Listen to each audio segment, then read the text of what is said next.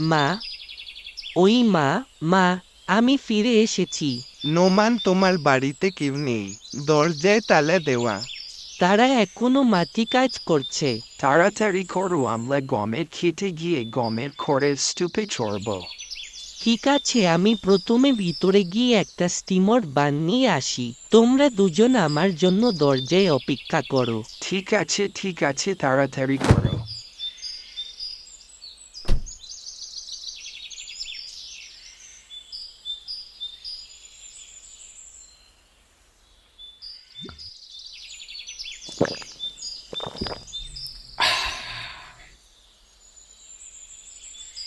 বাঙ্গুলিতে লবণ যোগ করে এবং কিছু তিলের তেল ঢেলে নিলাম।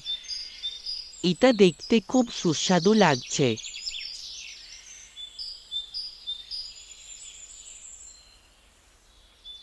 নোমান, তাড়াতাড়ি করো। আসছি আসছি।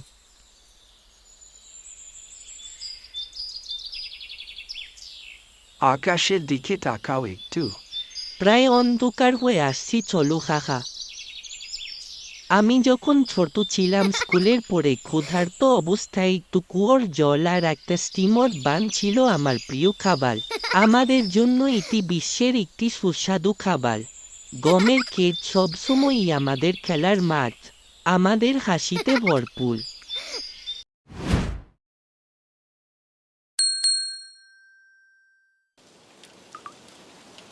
আয় হায়, তুমি ইতিমধ্যেই রাবারের জুতা পরে ফেলেছ।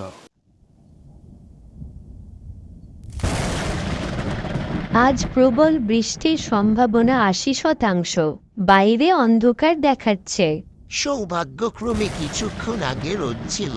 আমি ঘরের ছাদ মেরামত করে ফেলেছি, রাবারের জুতাও প্রস্তুত করে রেখেছি। তাহলে কি আমি পরতে পারি? ওই জুতাগুলো দাদা আমার জন্য এনেছিল। পরা যাবে না কেন? আমি তোমার জন্য সব ঠিক করেছি। ঠিক আছে। নোমানের মা, আকাশের অবস্থা দেখে আমার ধারণা হচ্ছে এই বৃষ্টি যেতে কয়েকদিন সময় লাগবে। হ্যাঁ, বৃষ্টির দোয়া পড়ো। হে আল্লাহ, আমাদের উপকারী বৃষ্টি দান করুন।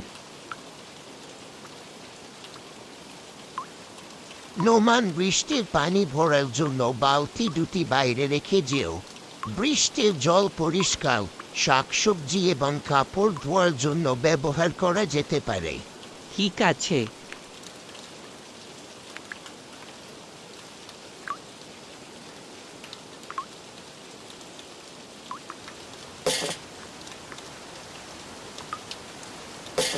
চলো, গ্রামের পূর্ব প্রান্তে পানিতে খেলতে যাব সেখানে। চলো। আয় হায়, তুমি ইতিমধ্যেই রাবারের জুতা পরে ফেলেছ। আমার দাদা আমাকে এটা উপহার দিয়েছেন। আমিও এটা চাই।